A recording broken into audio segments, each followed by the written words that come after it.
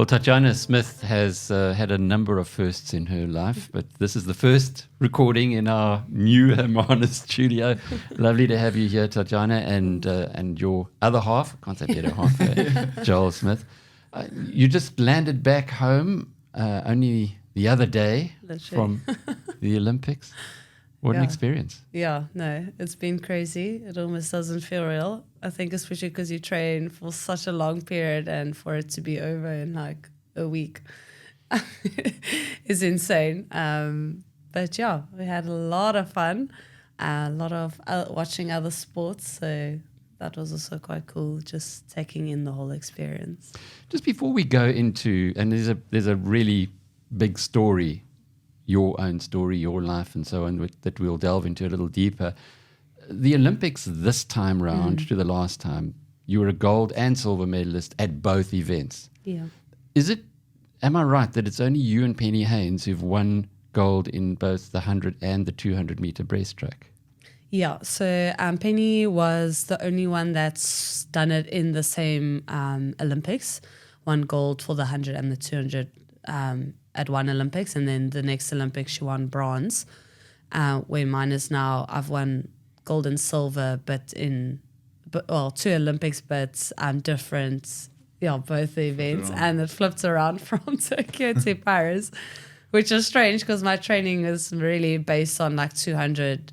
My main event is the 200. The 100 I normally just do, not for fun, but to kind of see where I am and to get myself ready for the 200. So the main event is actually more the 200. So I don't know what happened there in Paris. But yeah. What goes through your mind when you're swimming? We're all watching on television and pulling for you. Hopefully you can feel the energy of a nation. No, kind of I think when you're there, it's just to let your body do what it's been training to do for the past years. So it's really just almost getting that, they call it the state of flow. But for me in breaststroke, it's really about like counting my strokes. I know how many strokes I have to swim, especially in the 200 because it's a more strategic race. So I really just blank out, try and focus on my race and my strokes. I think it's very easy to see the others swim and then you get all excited and you try and rush your stroke. And I think that's what I learned from Tokyo, is to really just focus on my own. And I actually, in the last 20 meters of the 100, closed my eyes and I was just swim and stay calm. And yeah, so when I touched the wall, I was very surprised because I obviously won. But yeah, most of the time when I am swimming, I'm just focusing on the things that like works for me and my technique and trying not to look to the other people. And Joel, you deal with athletes. You're an agent, a sports agent. Is this a common thing with athletes that they kind of get into a zone? You said the last 100 meters, the last part of the 100 meters, you weren't, there was nothing else going through. So is this a normal thing that one finds? I don't work too much in the performance side of things, I think, with sports, so I hope that they get into the flow. But I think my dealing in the business space, obviously, with the athlete and from a commercial point of view, I hope they get into their flow and their conversations when they sit in a podcast or an interview or working with a brand. But I think, just from watching Tatjana and maybe dealing with athletes in general, I think the ones that are at the top are the ones that really know how to deal with their emotions in those times of pressure. And I think that's when you find that state of flow. I wish I was able to get there. I never got there in my career. So I've got a massive sort of respect for the ones that understand how that works and can sort of not manipulate themselves, but can find the right way of doing things leading up to specific events to make sure that they peak at the right time. Journeying with Tatjana on the sort of build up to the Olympics was insane, incredibly intense, and just watching her discipline and watching everything come together on that night was incredible. And the fact that it was the 100 that she won the gold in was just mind-blowing, because that wasn't, she was thinking about scratching from the 100 before. And Seriously? she can tell you more about that, but I think that's what made that particular race so special. Is that she didn't necessarily want to race it. once she touched after the 50, it didn't look like she was going to win. It didn't look like she was going to podium. And then all of a sudden, things just came together. And the last 20 meters was, it spoke for itself. Well, we're going to talk about that in some more detail. But as a guy who works with numbers, and clearly you do too, 66% of South Africa's medals at the Olympics in Tokyo were won by your wife. 33% of South Africa's medals at the Olympics just finished were won by your wife. Percentage-wise, that's like 100% in two of the events. It's quite an extraordinary achievement. Yeah, I think. Yes, it is. It's incredible. And I think when you are in the Olympic space and dealing with global brands and people that understand swimming as a sport, you start to understand the significance of what that means. I think once you get back to South Africa, maybe we don't put enough emphasis on the fact that what she's done is actually incredible on a global stage, and to now have become the most decorated South African Olympian, I think speaks for itself. We should be celebrating these things. It's amazing achievement. Well, I hope that the nation does celebrate this for a long time, Tatjana. But let's go back a little. Watching that very emotional clip of your coach, Rocco Meyrung, where he obviously didn't know ahead of the Olympics that you were going to retire after the race. He said that he spotted you as a 10-year-old, 17 years earlier. How do you get spotted as a 10-year-old? For us as swimmers, we always say that breaststroke kind of chooses you. It's a very technical stroke. So it chose me. And Rocco saw me the one time competing in Pretoria, and he saw that I had a very unique technique, and he felt that that he saw some talent in me. We were in conversation with him, with my parents, into moving to Tuks. With my parents' schedule, they really struggled to get me to swimming. So at that time, I was only training about 3 times a week. So there was a year, I think it was grade 7, that it was just conversation and we didn't really do anything about it. And in grade 8, the conversation became a bit more of maybe we should be thinking about moving me to a Tuks sports school, going into boarding school and being able to get to swimming more often. To actually see the potential that Rockanabe sees, because I think every parent believes in their child and always thinks they're the best and has the most talent. But when you have someone that has the expertise in the sport say that he sees something, I think made my parents really push this. And I remember having a conversation with them. I was 14 years old. I mean, I had no idea how they see talent different to what I enjoy. So they actually asked me, do I want to swim? And I said, no, I want to play netball. And unfortunately, I think they already knew what the answer, but they just said, unfortunately, we're going to take you to the sports school and you're just going to try the swimming thing out. I cried every single night. But I think it's because as a 14-year-old, you can't see that. It's unfortunately, I had no idea what it meant from what they saw. I had talent and they saw something in me. They had a dream before I had the dream. And I went to the sports school, went from 3 times a week to about 10 sessions a week. And I immediately started seeing improvements. I think by the end of my first year, I made my first African team. And I think that changes you. I think as an individual athlete and as a swimmer, once you make that South African team, it's like a little hoja that bites you. And you just want to make it again and you just want to be part of Team SA again. So, and I think when you're younger as well, when you start doing well in something, you like, wow, I like this because you do well in it, and I'm a very competitive person. So once I started doing well, I was like, oh, okay, no, I think I like the swimming thing. And then kind of just grew into that. It was challenging to move to boarding school, moving away from my parents, only getting to see them about 24 hours a week. that was really, really challenging. I think it was challenging for my parents as well, because my dad could barely afford me to be in that school, but they believed in my dream so much that they were willing to eat bread behind the behind the doors so that we don't see them not eating proper meals just to afford or for me to go to the sports school. And yeah, now to see everything play out, kind of to have this whole 360 where they were now in Paris with me, just being able to celebrate that moment and the decision I made with retirement, and for them to watch my last live race ever again was quite special. But yeah, basically what you're saying, sorry, about Rocco, is that that's when I started the journey with Rocco, and now 12 years later, and I think that's why that video really, everyone in that room was crying when Rocco cried, because we're caught off guard. But it really just shows the relationship between Rocco and I.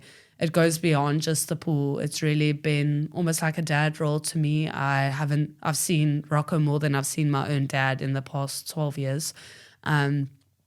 So it was kind of a bittersweet moment, but the relationship doesn't stop there. It's just a massive part of everything that we've built in this 12 years. Like, obviously it came to an end, but I think for both of us, there was so much that we learned out of this. I think for him to have a swimmer that was able to medal at Olympics.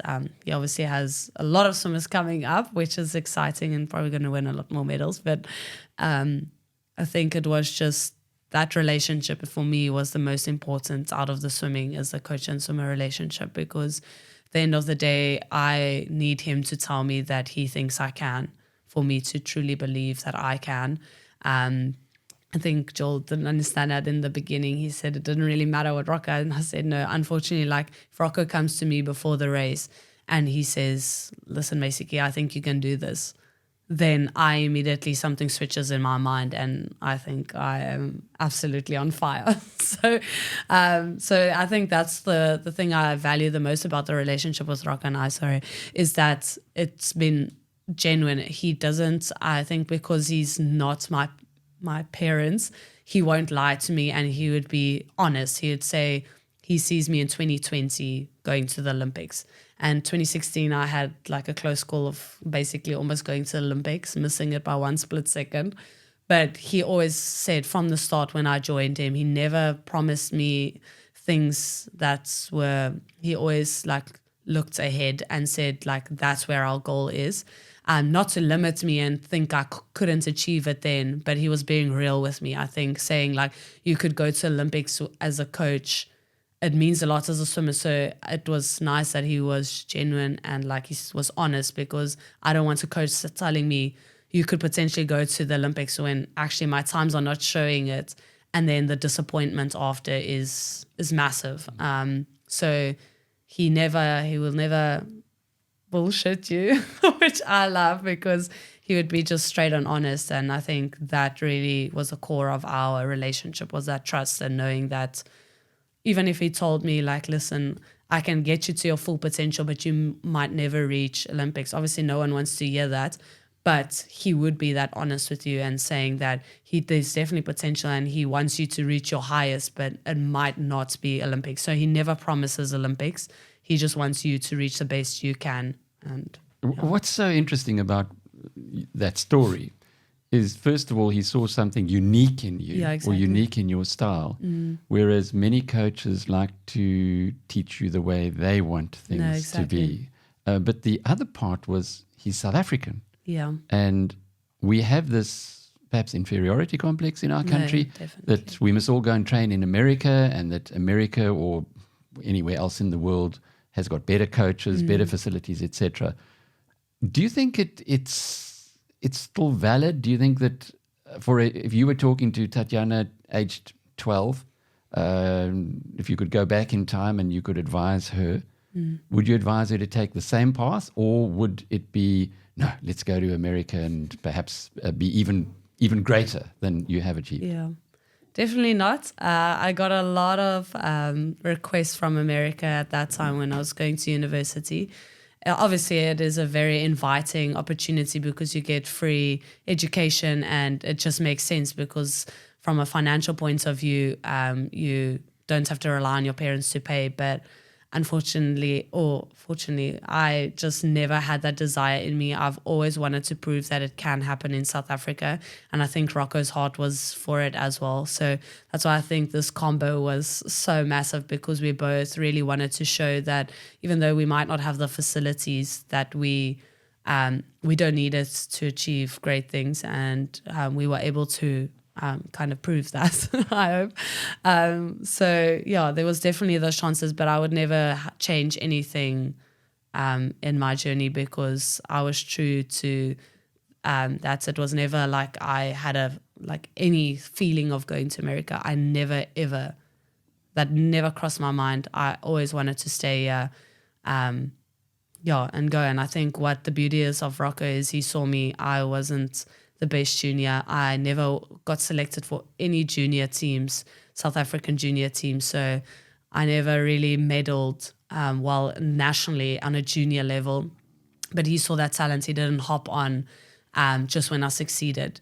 He hopped on from the beginning of the journey, and he just wanted me to reach my full potential.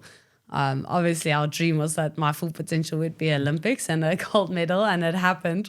But I think that's the beauty of that, is that Rocco is someone that is always willing to learn. When we go to international competitions, you barely see him, because he's always going to other coaches, finding out what have they been doing, learning and bringing his unique thing in, listening to the experience of others. But what I find very interesting is that they never ask him questions. And that's very funny, because obviously we have 2 breaststrokers in his squad that make Olympic finals twice in a row now.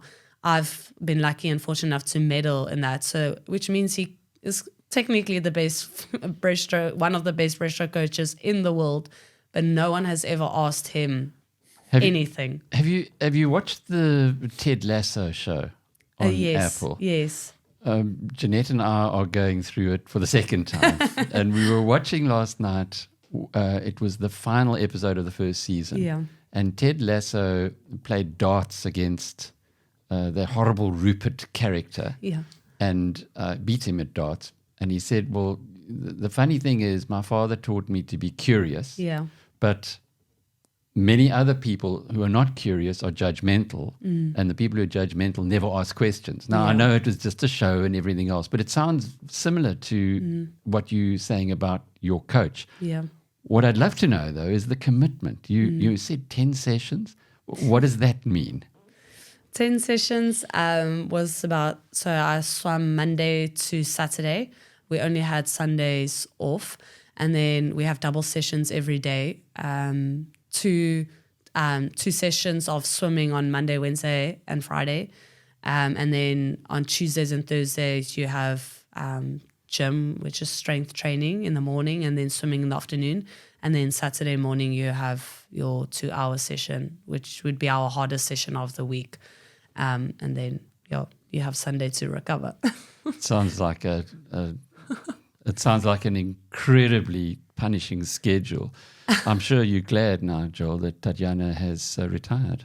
Yeah, it's been fantastic. I think the big thing for us was the weekends away. Obviously, with her training on a Saturday morning, it just limits you from that point of view. But we knew that. We knew that obviously the goal was Paris Olympics, and that she would do everything in her power and her sphere of discipline to make sure that she can give it her best shot there. So I think off the back of, the amount of sacrifice that she's had to make, just being able to celebrate her now is just an absolute blessing, I think, for both of us to be able to enjoy this time together after a really, really intense few years for her is amazing for us. I'm just thinking about the financial sacrifices as well that the family went through so that Tatjana could train 6 days a week. There must be many young athletes coming through, maybe people that you would be representing or wanting to represent.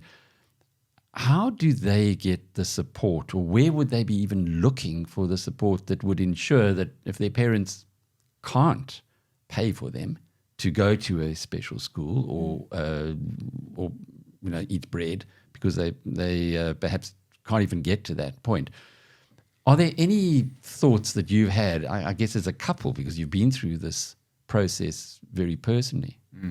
Yeah, I think so. I think, and you know, we speak about the lure of the American universities, and that's the system that they've built. They've built an ecosystem in the swimming sphere where, from a financial point of view, it makes sense. It's financially viable for those students or those kids or those potentials. I think Tatjana's story is a very unique one because everything had to align perfectly for her to get to the top and to get to the top globally. I think there are many more Tatjanas that are floating around, excuse the pun, in South Africa, but don't know that they have that potential and that ability. So I think and that's part of the reason why we want to use the sort of influence that she has in the swimming space now, is to say, how can we increase the size of the ecosystem? How can we strengthen the system in South Africa to ensure that there are swimmers, that the talented swimmers, the potentials out there have the opportunity to give it a full crack. Finances is the biggest sort of limiting factor to fully exploit that potential. And it's a pity because I think the schooling system provides such a brilliant platform. I mean, you go to your former Model C schools and the majority of them have got a Olympic size swimming pool, and an amazing swimming program. So there's no reason why we can't create a system now where that transition is a little bit more fluid. And in order to do so, I think that the financial backing is really important. So the programs are there. Rocco's proven. Tux had 5 of the 8 South African Olympic swimmers that went to the Olympics in Paris. So Tux have an amazing swimming program. It's there, but now it's just about creating that financial support for these swimmers. Not everyone is going to be a Tatjana, but there are many other Tatjanas out there, but they just don't know that because they haven't had the opportunity to give it a full crack. I was thinking when you're talking about the influence that Rocco's had on your life, are you planning to have an influence, you personally, on the next Tatjanas, the next kids that are coming through who have got talent? Well, I would definitely love to. I think I have been blessed to bless others. It's always been in my heart. And I will never, I think from what I've achieved, you can see that I've never taken on a victim's mentality. It's been a struggle. There's a lot of things that have happened that I wish didn't happen. There's a lot of baggage I had to carry that wasn't my baggage. And that made it really tough. I can't tell you how I made it through it. I don't know how I was able to achieve the things I did, knowing and going through some of the experiences. But I never took on the victim mentality. I had to prove it for me to now have a space where I can try and change it so that other swimmers and like individual athletes or women in sport don't have to go through the same thing. It will lighten the burden so much more, and you can actually love and enjoy the sport for what it is and have the passion, because unfortunately you have to be very passionate about your sport, because if you don't have the financial backing, the only way you're going to carry on and really give it your all is to have a real love for it. But unfortunately on the finances side, it takes a lot of that love and the passion away from the sport. So it makes it harder to like find joy in what you are doing. And I always believe a happy swimmer is a fast swimmer. So really, that's why I'm the most grateful for the support team that I had. I was very fortunate to have people in my team and financially having my parents support me. But a lot of the people don't have that. And it's a massive burden to wonder, like, how are you going to put food on the table in the first place? How are you going to get the recovery you need? Because all those things are expenses and we don't get financial support. For me, I only get financial support now through my commercial sponsors. But it took me an Olympic gold medal and a world record to finally get the support. But can we now support no matter what the results, and not having the pressure of performance and determine how much your support's going to be? Because that weighed a heavy burden on me, because I knew every time I went into the pool, if I didn't perform, like, who was going to be left behind, who was going to be left to support me still, because all I've obviously experienced was that the support came when I was at the top. So I would love for people to have the support in the journey, because it's a process of creating this champion, and a lot of people give up and a lot of people don't get that opportunity to reach their best because unfortunately, financial things that they struggle with. So I would love, and I am open, I'm willing to take a seat at the table to help, to have a voice, to speak from experience. I've gone through the experience. I'm not in a place of swimming, but I can still speak on behalf of swimmers. It's much easier for me to stand up for others than to stand up for myself.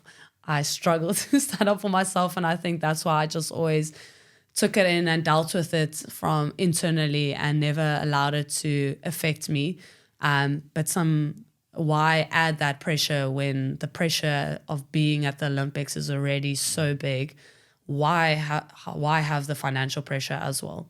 Why can't we lighten the burden and see a lot more people succeed? Because I think there would be a lot more if they didn't have that financial stress, because I know a lot of team members on my team have a lot of potential, and what they're reaching with the weight that they're carrying it's mind-blowing. So if that weight can just be taken off, they would fly. This is a very important point as well for the many members of the BizNews community who are watching this, who do control significant budgets. If you can make an investment in a value proposition, and my goodness, if you're looking for Olympic medals, swimming has to be the value proposition. And yet the point that you make is it's almost been through personal sacrifice, let alone the sacrifice of practicing 6 days a week. I remember the late Robbie Fenter telling me he was a very good tennis player. He said he can't tell me how many Christmases and birthdays he missed because he was learning how to be one of the best in the world as a junior. I guess that comes as part of the territory. But then when you have to find money and your parents are suffering as a consequence of it, it adds yet another burden. Is there much interest, though, from the corporate? Well, maybe I should ask you this, Joel. Is there much interest from the corporate in investing in swimming, in this sport, which has given us so many gold and other medals at the Olympics?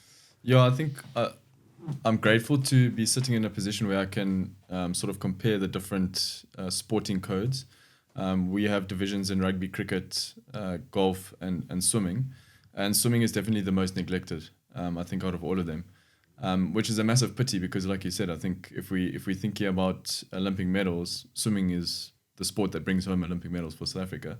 And we love swimming. We are excited by swimming. We are always, if there's a South African performing at the Olympics, we know that there's a shot, and we're there. The TV's on and we're watching it. So to carry that support into the swimming space, I don't think there's been a positive relationship from that point of view, from a commercial point of view.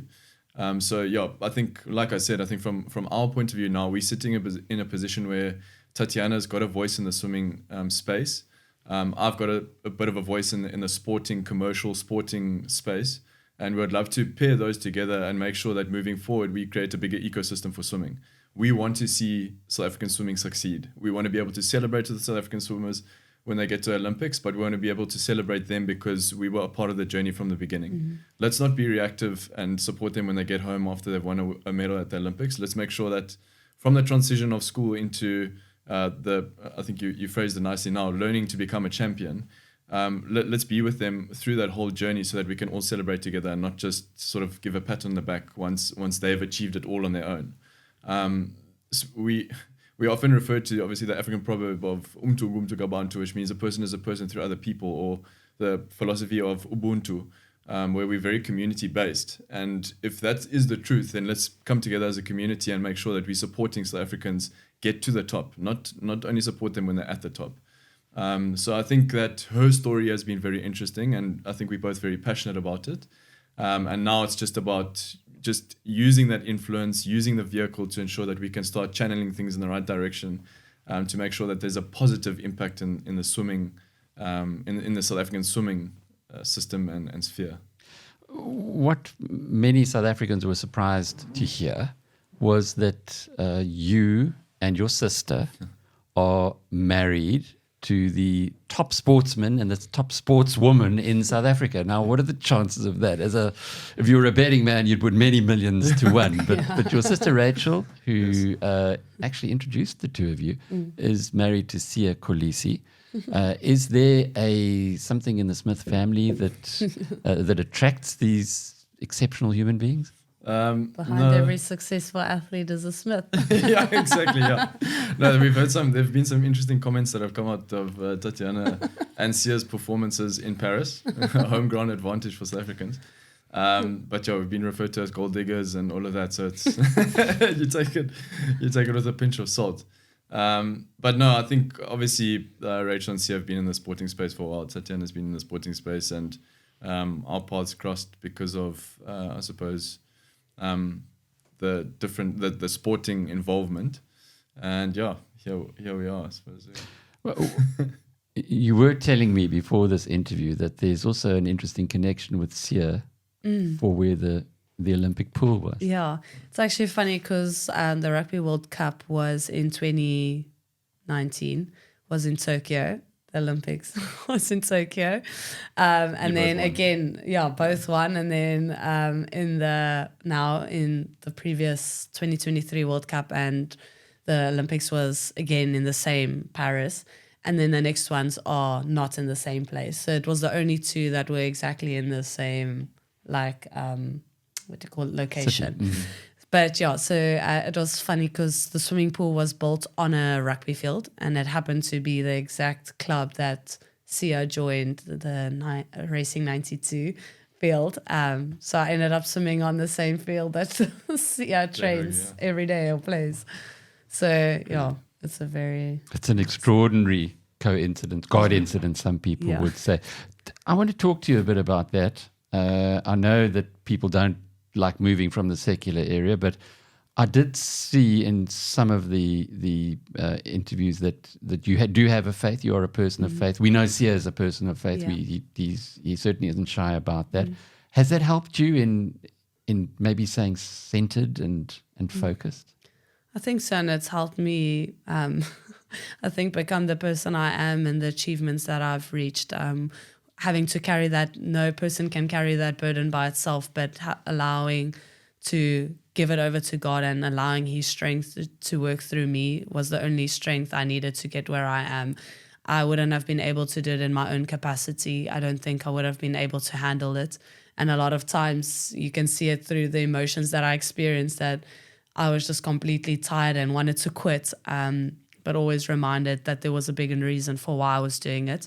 And my why was always to go out there, give my best, and glorify God by doing that, whether my best was lost or my best was participating or my best was winning the gold medal. It was always there to glorify Him by giving everything. And when I get chances now on the platform that He's blessed me with, what can I do to glorify Him more? And I am blessed to bless others.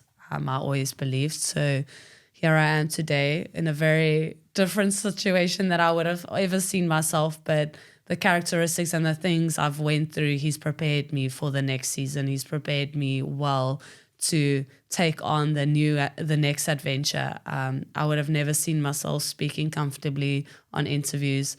I hate being on stage. I want to be in the background. I don't want to be a loud voice. But He's given me those challenges and He's pushed me out of my comfort zones for a reason. And He's made me now be in a place where I can sit comfortably and tell my story. And hopefully my story would inspire someone else, which ultimately we are here for, to give those people hope, give people the experience of His love and allow them to feel that through me. So if that's what I achieve, then I'm more than happy. And And the foundation, yes. That's something to talk about. Now, again, off air, you were explaining that the foundation's intention is twofold. On the one side, it is to help and identify the next Tatjana Smiths, but it's also to have a bigger impact on South African society in an area that not too many people actually are aware of. Unpack that for us. Yeah, so I obviously doing swimming. I love the water. And it is perceived that maybe there are a lot of people in South Africa that fear water. And I think it comes from it's being the second highest unnatural cause of death, which means like 4 people a day in South Africa drown. And it could be water as shallow as like you could actually stand up straight, but because people don't know how to swim, obviously 4 people a day in South it's Africa crazy. drown. So that's on my heart, is to help change those statistics, and by that, like also allowing them to love the water as much as I do. So I'd love to give those, because I know with Learn to Swim lessons, it can be quite costly. So just being able to financially provide those lessons for the less fortunate, and really trying to start making or giving them the opportunity to discover whether they love water and would want to potentially be a swimmer, maybe the next Tatjana, if they say so. But it's allowing them that, because swimming is not a sport that they know. You have your soccer and your general sport, but there's never been pools or the opportunity for them to see if they want to be the next Tatjana. So I really do hope that my foundation can, bring that love for water to them. Perhaps if we could just go into a little bit more detail now about the Olympics. Yes. Can you contrast for us Tokyo and Paris? Yeah. I think we're in a very fortunate spot that we did experience Tokyo, especially being the only Olympics that's ever experienced it in COVID times, and just the restrictions and the isolations, and not knowing whether Tokyo was going to happen even 2 months before Tokyo happened. So really like dealing with those emotions. Are we peaking now? Are we going to the Olympics? Are we not? COVID testing. We had to test ourselves every single day, spit in a little tube every single morning, get tested. There was no crowds. None of our families could come watch. My family ended up, just by luck of the draw, buying tickets, and it ended up being 3 tickets for my mom, my dad, and my sister for the 200-meter final. I found that out before, so I was trying to not think about it too much, what's happening in this 200 race final.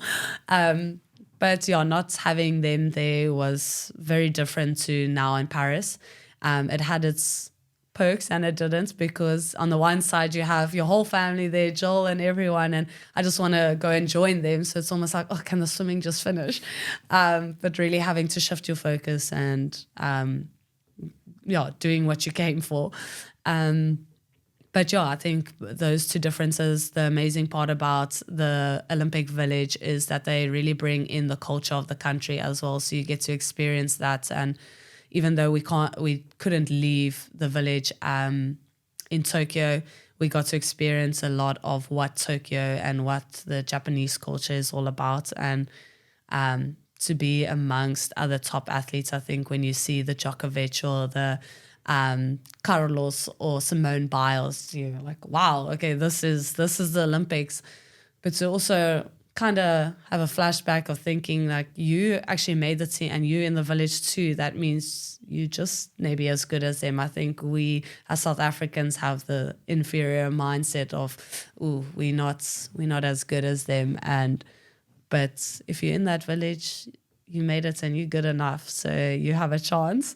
So there was definitely 2 different experiences, but they all both unique in their own way. We can complain about certain things, but that's not what we're there for. We're there to embrace it.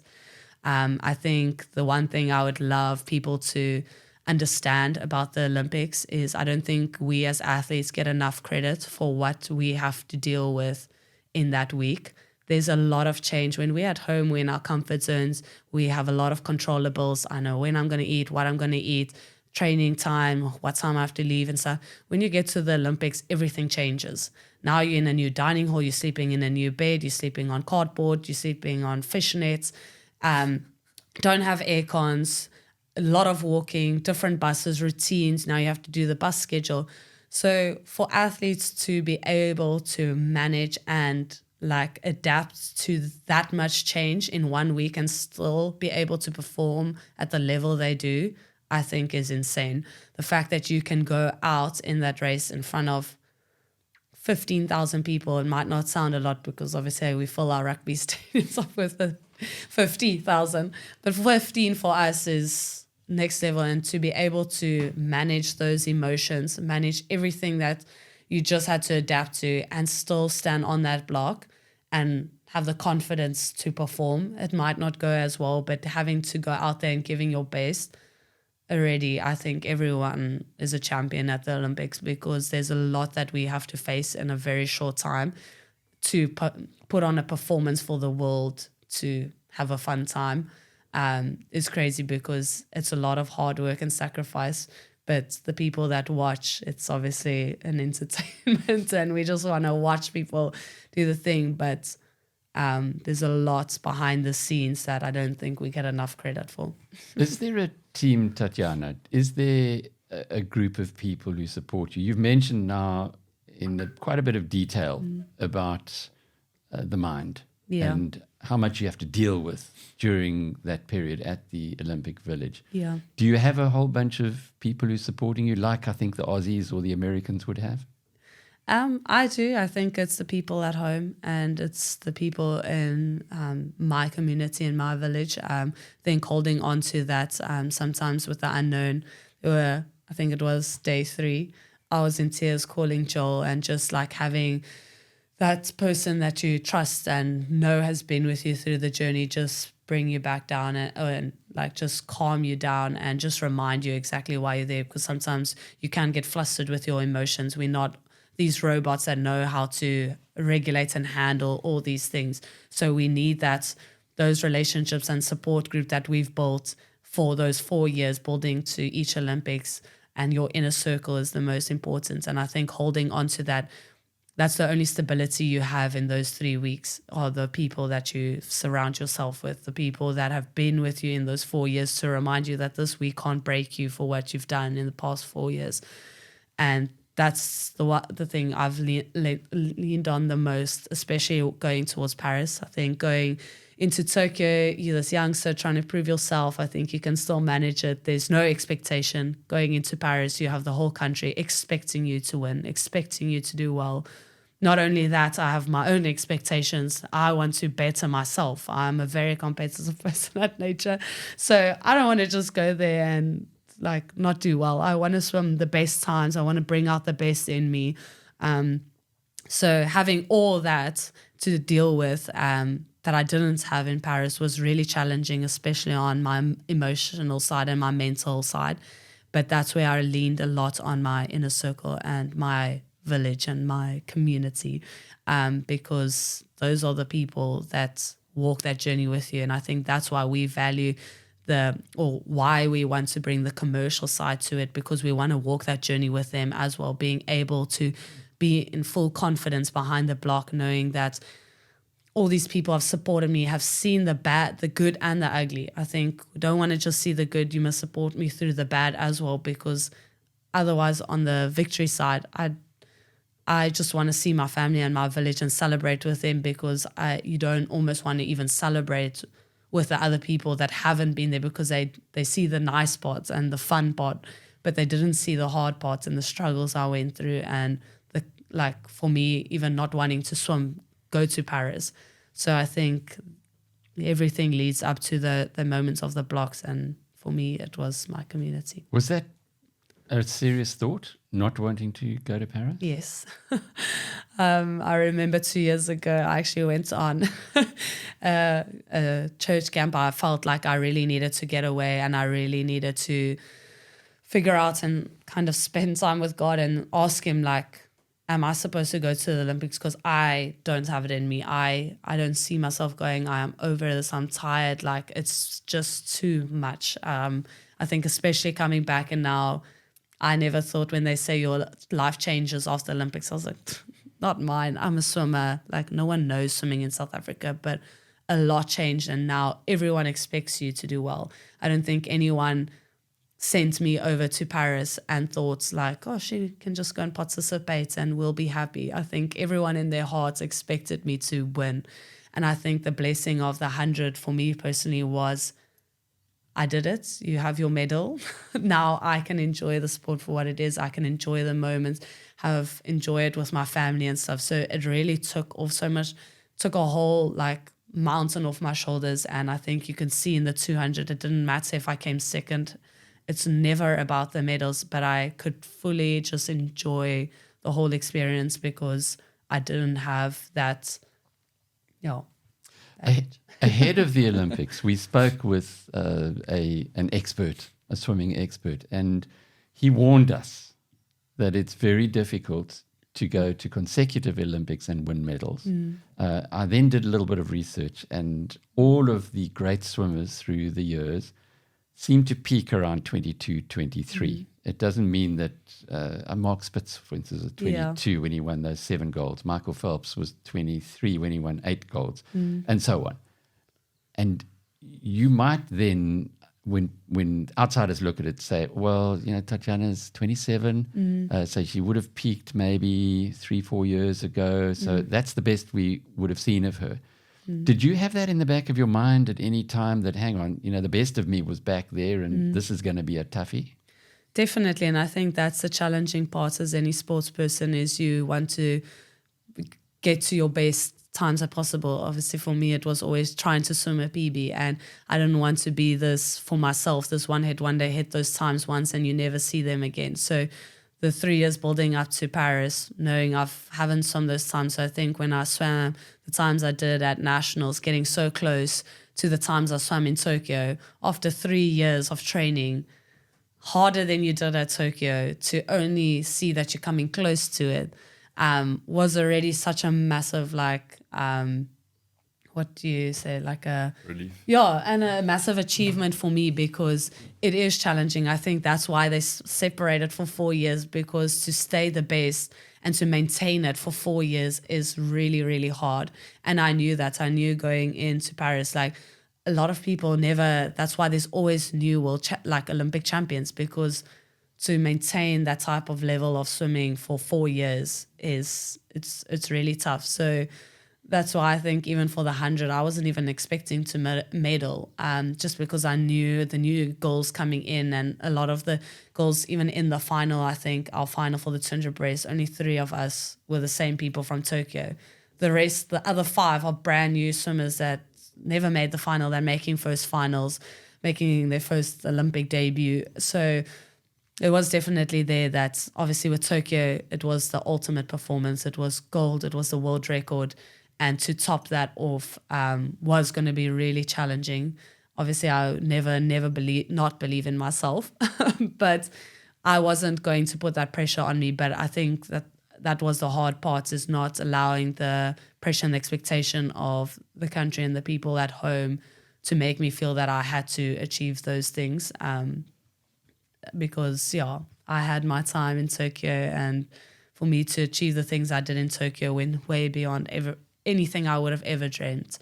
I think you dream of going to the Olympics, but it's always this unattainable goal that you work for. And if it doesn't happen, it was like you just gave everything. But to be able to achieve it and more, and then coming back and like, what now? Because I don't have to be a double Olympic champion. It's never been part of me.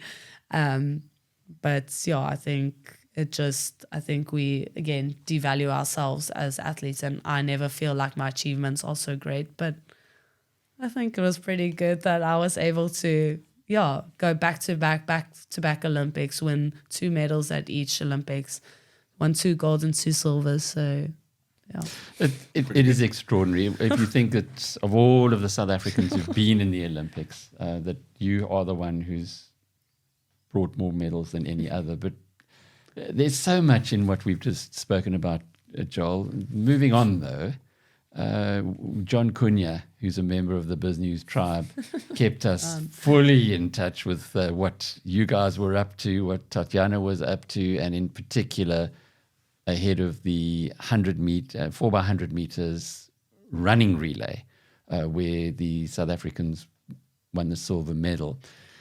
Was that a different wife for you to the one that you perhaps had before Tatjana's exploits? Yeah, just a shout out to John as well, and thanks for connecting us. I think he's an amazing human, and one that cares deeply about South Africa. I think there are a lot of expats that care deeply about South Africa, and I think John showed the possibility of being proactive outside of the country, but connecting the dots in the country, that now we are here sitting having this conversation with you. So thanks, John. Definitely. I think for Tatjana to get the performance side of things done was a massive relief for her. Obviously, a lot went into it.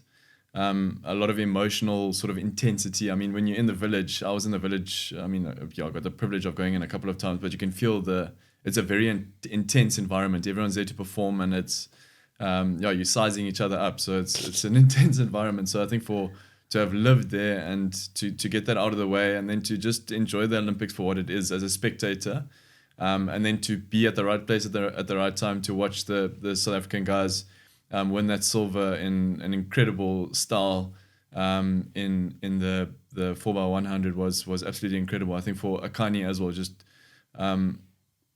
no, this wasn't documented, but and not many people would know, but we managed to watch the 100-meter final as well. And after Akani came fourth, Tatjana was in tears because she had journeyed with him, and I think she knows the pain that he would have felt by not having medaled. I think for him not to have medaled in that race was deeply affected her as well, because she knows what it feels like. She's been there. So yeah, to be at that 4x100 and to watch Akani win a silver, and the rest of the guys, and I mean, there were some youngsters there as well that we'll see up hopefully in the next few years. That was really, really, really special. And to have John there and Brad and the rest of the South African community that were there was just such a special occasion for all of us. And I think that picture after the race was, just a testament to the moment that we got to share together. Did Akani know that you're going to be there? After the race, did he come and find you? No, when they walked around with the medals and stuff, they came past. So I think they were just, I don't expect him to feel like that's so cool too. I think they were all over the place, and they were just enjoying the celebrations that they were getting. I think they were still in shock of what just happened. So yeah, to be there and to be able to witness it and just see him again, get that medal, even though it might not have been in his individual race, I think just meant so much to him. So, is there a special connection between really top athletes? Yeah, I think so. I think you understand the hurts it takes when you put in all those time and years, and some achieve it and some don't. I think, I think Akani's story is so unique because he's gone to 3 Olympics and he's just missed podium every single time. And this time we were like, okay, it's Akani's turn. He needs to, and to miss it again with one split second. But I think we all knew he smashed the national record and stuff. So he gave his best and he couldn't have given anything more. And I think just to see the fight in him every single time, to come back again in 4 years, to try again and another 4 years, just that heart and the passion he has again just for the sport, that it's not about the medals, but he just wanted to prove himself. And for someone to stand up every single time, such a massive knock, and he got knocked down, and now to end it off by getting that medal, just I think you understand and you can relate to him in the sense of how much it takes to stand up again, how much it takes to pull yourself and put in the hours again and find the love. Because every time after Olympics, you kind of find a dip and it's what now? And I mean, even from me for Tokyo to Paris, I achieved the ultimate. So I came back and I'm what now? I personally don't have to go to Paris, but there was a reason I had to go and to try and find that commitment again and give it all again and see your family sacrifice so much just for you to live this dream and then be able to now stand there and say thank you, it was all worth it. I know that they would have found it worth it and they would have been proud. Even if Akani didn't win medals or I didn't win medals, I think our parents will always still just be proud. But just to be able to stand there and say it worked and thank you, like your sacrifice, like it paid off. And I think, yeah. From the old Western movies, there's a story that the pioneers always get the arrows in the back. And clearly the sacrifices that have been made have opened a dam, though. They've opened a dam, and surely with the two of you, with your foundation, with the work that you're doing with young athletes, there's no question that we can look forward to a brighter future in South Africa. We've got a sports minister as well, who's pretty. Have you met Gayton McKenzie? Yes, he's incredible. He seems to be very passionate and keen to perhaps we should be winning more swimming medals in Australia. There's no reason why, surely, definitely. on a talent basis. I mean, the success rate that we have for sending 8 swimmers, I think the Australians send 40 swimmers.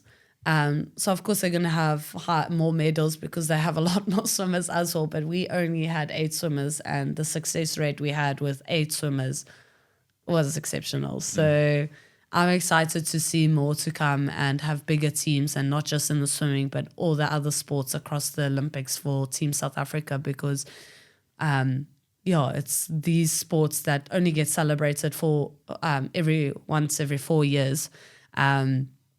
But we do the hard work, we do the sacrifices for 4 years. So I would love to just allow other athletes to experience it. I think just going to the Olympics alone is such a incredible achievement, and if we can be able to create those opportunities for other athletes to just even experience that alone, I think will be amazing. We saw you carrying the flag in the closing ceremony, and you must have been on that boat, Afrique du Sud. It confused me terribly why South Africa was second after Well, we Greece. were very grateful. We're not going to complain. Normally we at the S, so we come in last. So when we got to come in probably like the top 10 countries, we were very happy. So unfortunately we're going back into the queue at the next Olympics because we're going to be South Africa again. But contrast for us the emotions that you had in the opening and then carrying the flag at the closing. Yeah, unfortunately with swimming, we can never attend the opening ceremony. We start racing the morning after. So we unfortunately get to miss the whole opening ceremony, and that's why even we have to be out of the village 48 hours after we compete. So we normally then go home. So we miss the opening ceremony. We miss the whole experience. Our Olympic experience is a week in the village. Which was a bit sad. So that's why we decided to stay on, decided to go and watch other sports to really take this in. And then I also asked Team SA if we can then also join the closing ceremony, because we've never experienced that. We always get sent home. So it was an amazing experience. I wish I could tell you how it was from the opening ceremony. But just being at the closing ceremony, also being my last Olympics, being the flag bearer was an honor and an amazing way to end off my career, being able to walk out in my green and gold again and, just taking it in. And I think we're so rushed in and out that we don't get the chance to really take it in. So I'm very grateful that Paris allowed me to take everything in. And what's next? Final word. Yeah, there's a lot next. I think we spoke about it, and I think there are a lot of things we touched on in this conversation. But again, it's just reflecting on Tatjana's career, understanding that there's a deep privilege and responsibility with the way that we deal with things moving forward in terms of the swimming and female and sport aspect to her career. We would love to see a more successful sort of uptake from a commercial point of view with female athletes in South Africa, to see that really elevated. We speak a lot about Banyana's success, cricket, the women's team success, the rugby team are now starting to show glimpses of some potential. So I'd love to see a more engaged sort of business community in those success stories. I think that, if I'm not mistaken, the Springboks have something about 33 commercial sponsors. So it's just like let's start to identify other opportunities and look to grow stories as opposed to jump off the back of successful stories. So yeah, really excited to see how things play out moving forward. And yeah, for Tatjana and I, it's just about identifying that North Star and making sure that what we do opens up opportunities and spaces for other people to experience what she's experienced, and to change the status quo of swimming as a sport in South Africa, so that we can prevent the horrific statistics of drownings that we see on an annual basis, reduce that in some way, shape or form, and to start to increase the amount of South African swimmers that go to the Olympics. We'd love to see that. And Tatjana, I did mention this in one of my premium newsletters. I think we're all intrigued at what your Christmas dinners must be like with you and Siya and Joel and Rachel and the other family. Do you guys talk sport? Do you talk swimming? Do you talk rugby? To be honest, we've only been married for less than a year, so we've only had one Christmas in between, and it was a lone Christmas just with our little family.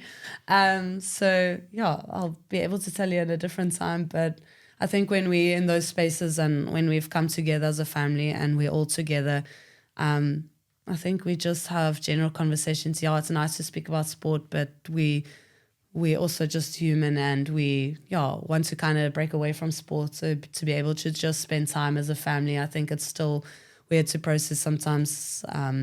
When I was still swimming, that's long ago.